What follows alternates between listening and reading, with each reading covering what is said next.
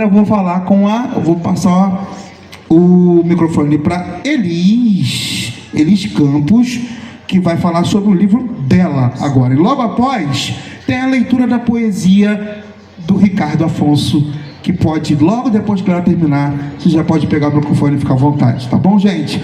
Uma excelente noite para todos. Tem show, hein? Fiquem para o show.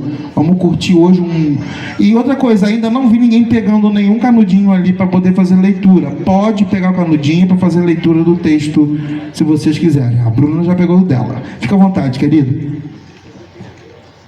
Boa noite a todos. Bom, meu nome é Elis, para ficar bem claro, meu nome é Elis. Tá? Estou publicando hoje o meu 5º livro, que é um livro de conto e poesia, que se chama As Mãos da Cigana Vermelha. Bom, para começar, eu gostaria de dizer que eu sou daqui de muito tempo, né? Meus pais são daqui, meus avós são daqui. Então, muito do que eu escrevo é também Silva Jardim, porque aonde a gente vive, aonde a gente foi criado, isso nos atravessa, isso faz parte da gente. Não é só numa questão genética, mas é também numa questão de alma, de construção de psique, do eu. E isso é muito importante quando se produz arte, porque a arte está ali. Na arte tem o que você viveu, o que você sentiu, as pessoas que você conheceu, o que você aprendeu, o que você desaprendeu também, né? E esse livro, ele, por ser de conto e poesia, ele é um recorte de vários momentos que eu vivi. Mas ele só veio agora também por causa da Lei Paulo Gustavo, né? Que eu tive esse apoio, né?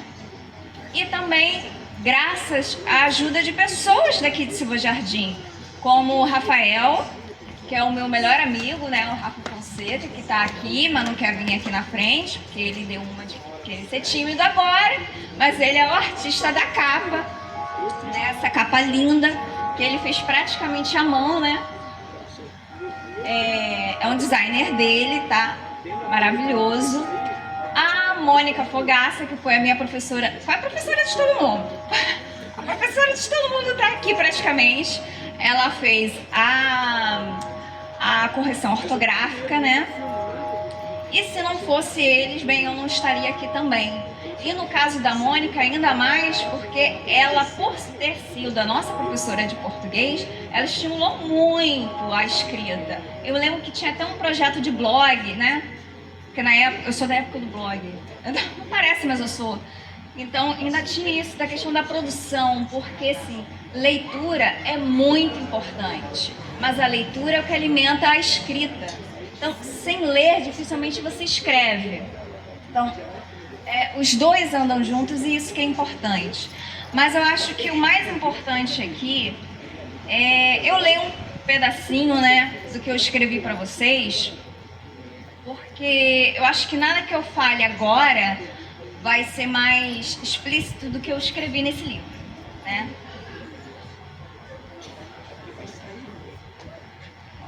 Para quem tem livro, eu estou na página 12, tá?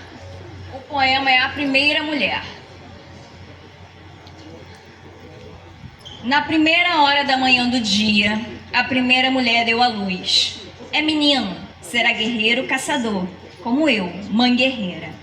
No pico da África, entre a terra vermelha, montanhas, vento, vegetação baixa e costeira, terra contra o mar de azul infinito, areia quente, os grãos que voam no ar, o gosto de sal na boca corta a língua, a pele linda queima o sol. Meu filho, diz a primeira mulher, do tempo correrá junto, e com ele estará o seu pai, meu filho. O seu pai, Deus tempo. Menino sorridente, forte, bochechas carnudas, gengiva vermelha. Seu choro mostra ter bons pulmões. A mãe sorri, acalenta e dá de mamar. Meu filho, guerreiro caçador, sou filha do vento, seu avô. Brilho na noite onde os animais temem o meu assobio. Brisa que uiva. Da terra vermelha verás a seca, mas também a fartura. Verás guerras em nome da paz, mas essa só encontrará no coração daqueles que são simples. Chorarás por aqueles que deste o dom da vida, mas que por imprudência dessa se desfizeram. Serás o caçador de estrelas, viverás no céu após os dias de trabalho em terra. Serás herói, mas não poderás jamais desrespeitar as mães, as filhas, as netas, as mulheres, o princípio de criação. Menino humano, corre, corre, corre com o vento. Bom. E agora, para terminar, eu vou ler o último texto, que é um pouquinho mais longo, mas acho que é importante.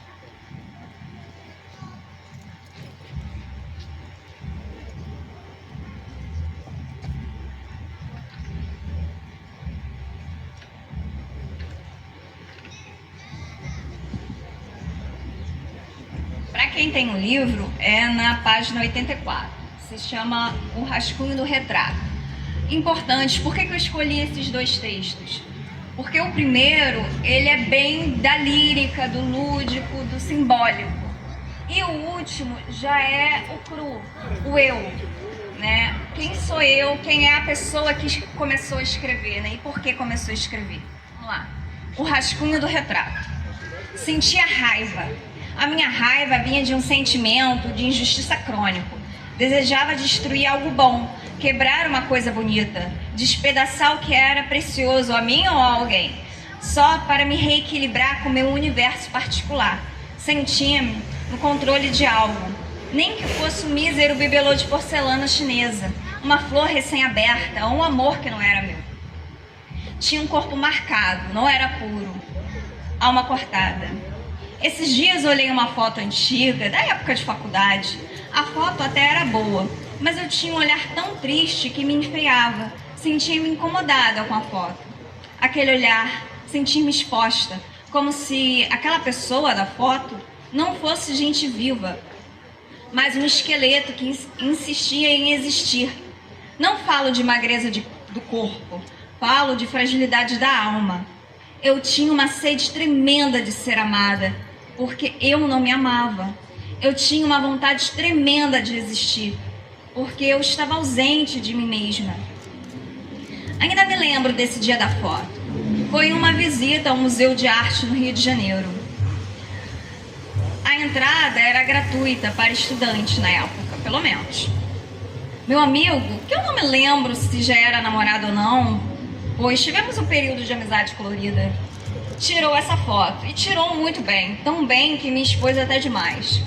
Sempre gostei de arte, escrevia alguns versos, até me arriscava em letras de música, pois cheguei a aprender a tocar violão. Mas eu não me sentia boa o suficiente em nada. Não era tão bonita, não era a maior nota da turma, não viajei para outros países, não tinha muito dinheiro, não tocava violão tão bem e a minha voz não parecia ser tão afinada ou sonora. Nada do que fazia parecia ser bom. Eu vivia no vazio e caçava uma sombra do que eu almejava ser, mas nunca era realmente algo. Eu não pertencia a nada, como se a minha história fosse só ideias soltas que ainda não tinham sido colocadas em um papel. Eu ainda era um rascunho de personagem. As pessoas que eu amava não me amavam, e dentro de mim havia uma crença que talvez eu não merecesse ser tão amada. Caminhava perdida, era um bicho assustado, como um animal de rua abandonado. Então comecei a pintar telas e a estudar astrologia. Vi que eu parecia ser boa em algo. Li os mapas dos meus colegas de forma profunda. Na pintura eu não era tão boa, mas algumas pessoas compravam as minhas aquarelas. Eram alguns versos que eu tentava passar para o desenho. Comecei a me dedicar à escrita poética. E depois de formada na faculdade, que não era nada poética, artística, dei-me um tempo para me conhecer. Foi um processo de morte e renascimento. Eu me destruí para me reconstruir. Depois de um tempo formada, arrumei um emprego. Não na minha área de formação. mas comecei a ter algum dinheiro para comprar livros, roupas, fazer tatuagem, cuidar do meu cabelo. Chorei muito lendo os livros a que eu comecei a ter acesso e que lia por prazer, não por obrigação. Tenho pavor de obrigações, de ordem e autoridade, características da minha personalidade anárquica que até então eu não tinha consciência. Senti incômodo, mas não tinha consciência do porquê das coisas em mim, do que eu sentia ou de quem eu era. Na minha mente vinham histórias, imagens, personagens, palavras e versos, mas tudo parecia nuvem, tão distante e sem forma. Os versos que eu escrevi e relia alimentava-me do que me escrevia. Estranhamente, me senti mais forte. Comecei a me permitir criar, sem tanto criticar, só deixar nascer. Criar é de uma dor e prazer contínuos. Há sempre um grande risco de se perder. Então veio em mim a história de uma mulher pássaro, uma mulher com alma de pássaro. Ela nasceu, foi mais forte do que eu. E eu não digo por vaidade, é por estranhamento e susto que olho essa história e me pergunto, mas fui eu mesma que escrevi? Sim, sou a escritora de uma obra, mas me sinto personagem também, criatura. Talvez eu seja criatura de alguém, de algum Deus que tenha colocado a minha história no papel. Então eu passei a existir escrevendo. Aprendi agora a ser uma obra de arte.